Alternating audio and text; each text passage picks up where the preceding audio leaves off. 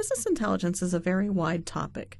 Microsoft SQL Server Business Intelligence includes several different products. Within SQL Server, the relational database engine, analysis services, reporting services, and integration services are all part of the business intelligence package.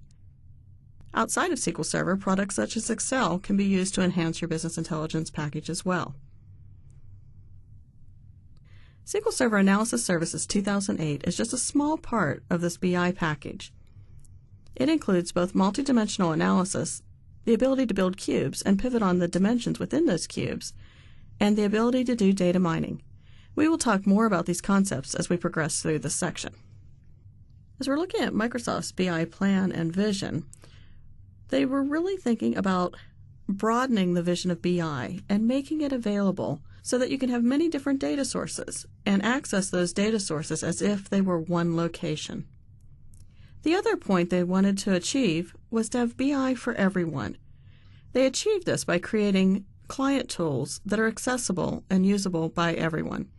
Many users already know how to use Excel.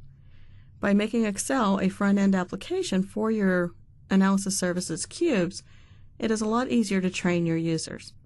Additionally, the data mining add-ins, which you can download from the Microsoft website, enhance the capabilities already available in Excel. SharePoint Server also provides additional capabilities, along with the Business Scorecards Manager, which has been incorporated into SharePoint. So why should we use OLAP? OLAP stands for Online Analytical Processing. For years, we've been putting data into our databases in what's called OLTP, Online Transaction Processing Databases. Those databases were designed mainly for writes. OLAP designs a database for reads, so our queries run much faster than they would in an OLTP database. Additionally, OLAP gives us the flexibility of accessing multiple data stores. We can combine information that was originally entered into multiple data stores, such as Oracle, Excel, and Microsoft SQL Server. OLAP technologies also give our users the ability to click and drag to query multidimensional data, rather than simply having to write the queries or run reports. With the multidimensional data, they can see the total sales for a particular store, a particular product, a particular date, all together in one view. OLAP also provides a near real-time access to our data. This information is not truly real-time. You do not see it as soon as it enters into the database, but with Analysis Services 2008, it comes very close. In addition, when you use OLAP, you are reducing the stress on your OLTP system by removing the processes that would incur when you run reports off of the OLTP system. A new terminology that Microsoft introduced in SQL Server 2005 was the UDM, the Universal Dimensional Model, also sometimes referred to as the Universal Data Model. This model allows us to create a cube based on multiple data stores. It is the idea of having one consistent data store that's shared across all of your BI projects. So I would run my reporting services reports, my analysis service cubes, off of the same data store. Frequently, this data store will be a relational database on a SQL server, but it'll be designed specifically as a non-normalized database, so it is more efficient for running analysis services. When you create a cube in Analysis Services, you will create a data source which defines where this data store is located. You also create data source views upon which you will build your cubes. So what is a cube exactly? A cube is based off of a data source and a data source view that you create that points back to the data store information. A cube is also made up of dimensions and facts. Facts or measures are the numeric values that you want to analyze and look at in your Analysis Services database. These can include the order quantity, the sales amount, or the total product cost. Facts are stored in a fact table.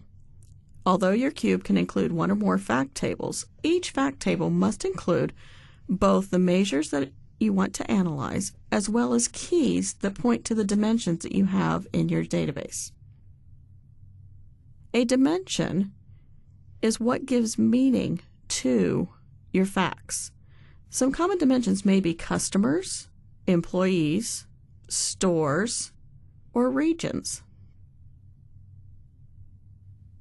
When you are defining an analysis services database, you will define an OLAP schema. OLAP schemas are what we call denormalized schemas. In a traditional OLTP database, the idea is to not have any duplicate data. This is not true in an OLAP schema. In an OLAP schema, we want to read as quickly as possible, and so we will take multiple tables from an OLTP database and join them together to create a single table within our OLAP schema. OLAP schemas are typically what we call a star schema. A star schema will have a fact table related directly to each dimension table that gives meaning to those facts. Snowflake schemas, on the other hand, have multiple tables that are joined to each other, with only one of those dimension tables joined directly to the fact table. One example would be a product table that also has a product category table joined to it. The product table will be joined directly to the fact table, while the product category table is joined indirectly. Snowflake schemas should be avoided where possible because they can hurt performance. This is especially true for processing performance or, in certain cases, for query performance. It is a common misconception that creating views will avoid the problems caused by a Snowflake schema. This is not true. To have a true star schema, you must be using tables that relate directly from the dimension to the fact rather than views in your source database. We have several sample databases that we will be working with. The first of these is the AdventureWorks DW 2008 Relational Database. This database uses the star schema. It includes multiple fact tables and dimension tables that relate to these fact tables. We will also deploy and use the AdventureWorks DW 2008 Analysis Services Database. The AdventureWorks DW 2008 Analysis Services Database is deployed from the AdventureWorks.sln solution file. We're now going to take a look at deploying and viewing a sample cube. We will be using BIDS, the Business Intelligence Development Studio, which is your main development tool. We will also use SQL Server Management Studio, SSMS, which is typically an administration tool that you will use after your database is deployed. When we deploy our cube, we're going to be focusing on viewing the results of the cube, not on creating it. We are going to use the AdventureWorks solution, which requires that the AdventureWorks DW 2008 database already be installed on a relational server. The sample databases and sample files are no longer located with the shipping product with SQL Server 2008. You can locate these samples on the CodePlex website maintained by Microsoft.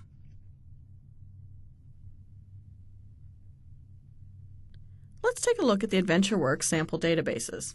We're going to start off in SQL Server Management Studios. So go to Start, Programs, Microsoft SQL Server 2008, and SQL Server Management Studio.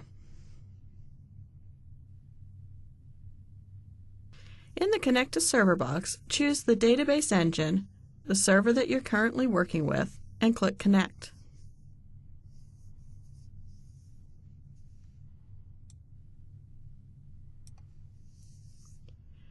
Within the Object Explorer, we'll need to expand the Databases folder and then the AdventureWorks DW 2008 folder.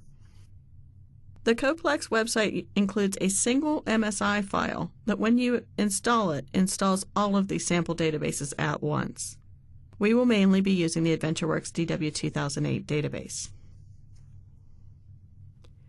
Within this database, you'll find a variety of tables that start with the letters DIM, DIM for dimension, and FACT for the fact tables. These tables will be used to create the dimensions and measures within your analysis services database. We're going to minimize SQL Server Management Studio so we can come back to it later and open up bids. Again, Start Programs, SQL Server 2008, and a SQL Server Business Intelligence Development Studio. From within bids, we're going to say File and Open Project/Solution. We'll then go to the C drive, or wherever you have SQL Server installed, Program Files, Microsoft SQL Server, 10.0, Tools, and Samples. In the Samples folder is the Analysis Services project. Within that folder, there is both an enterprise and a standard version of the project. You must use the version that matches your version of SQL Server. We're going to use Enterprise. There are a few features that will not function with Standard, but the majority of the features will work with the Standard Edition. Once you get to this folder, you can double-click on the AdventureWorks.sln file to open the solution. Once the solution is open, you'll be able to view all of the different objects that were created within that solution. We have a data source, multiple data source views, and the cube. We also have any dimensions and data mining structures that have been created. Roles are there for security. Assemblies are there for adding C# or VB code into your solution, and miscellaneous is for other objects that are required. We're going to browse and look at the AdventureWorks cube. We can double-click on the AdventureWorks cube to open the Cube Designer. The Cube Designer is where you will do the majority of your work for each cube in your solution. The Cube Designer has multiple subtabs. We're going to the Browser subtab, which is the final one. If you notice, we cannot currently browse this cube. That is because we have not deployed our solution. There is no Analysis Services database on our server yet for the AdventureWorks database. To deploy our solution, we're going to go back to Solution Explorer, right-click on our database name, AdventureWorks DW 2008, and select Deploy.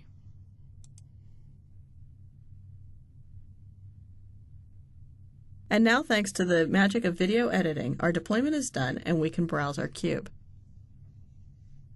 When we go back to the Browser tab, we need to tell it to reconnect. Once we reconnect, we can browse our cube. Unfortunately, with the way our windows look right now, we're not going to be able to see much of our cube. So we're going to use the handy little push pins that Visual Studio has and auto-hide each of these windows that we're not currently using. The output, our deployment progress, our Solution Explorer. We can now add information to the pivot table area. The pivot table area consists of the drop totals or detail fields here area, where we will put our measures, a columns area, a row area, along with two separate filter areas. Within our measures, we're going to expand out the Internet Sales folder and add the Internet Sales amount. We're then going to also take the Reseller Sales folder, expand it, and add the Reseller Sales amount. We can now see the total sales that have been aggregated on both the Internet side and the reseller side of our sales. We'll collapse the measures to make it easier to see and expand the date dimension. Within the date dimension, we have a choice between calendar and fiscal year. We're going to look at the calendar year and drag that hierarchy to the area that says Drop Row Fields here. We now have a row for each year along with a grand total. We can drill down, which means expand into each of the areas. We can also drill back up and close those areas out. Unfortunately, with this tool, it does not automatically readjust the window, so you'll need to scroll to see your full reseller and internet sales amounts. To clear this up, we're going to go ahead and use the magic eraser, clear results, and start from scratch. Again, from the measures, we'll add the internet sales amount and the reseller sales amount.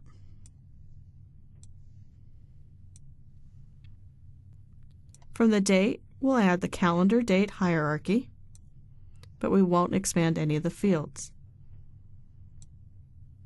If we only want to see results for a particular type of reseller, we can go to the reseller dimension, the reseller type hierarchy.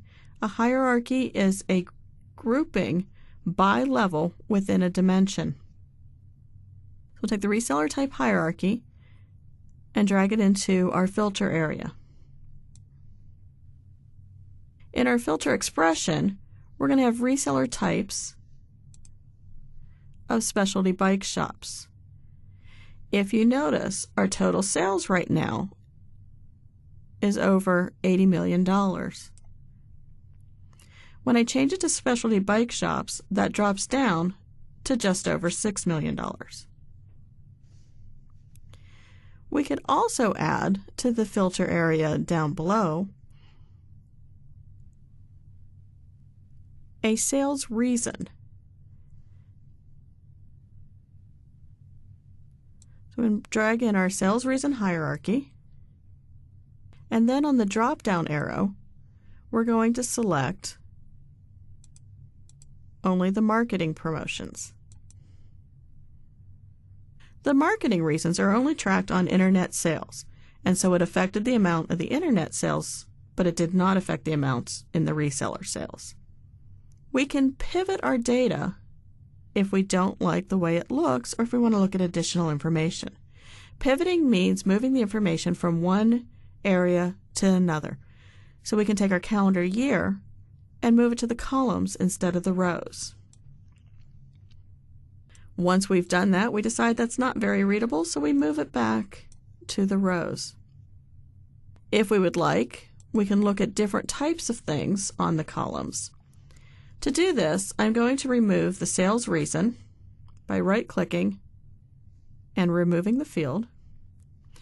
And I'm also going to remove the reseller sales amount so we have less to look at.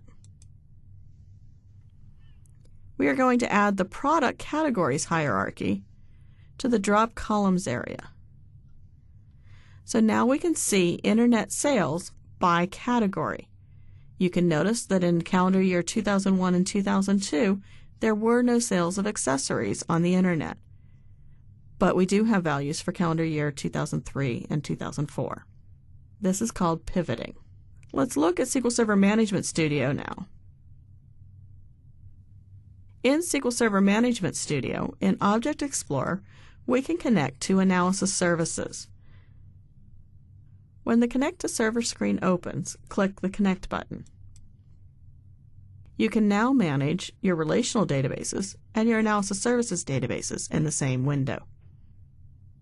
By expanding databases and my AdventureWorks DW2008 database, we can see the same folders that were reflected inside of bids.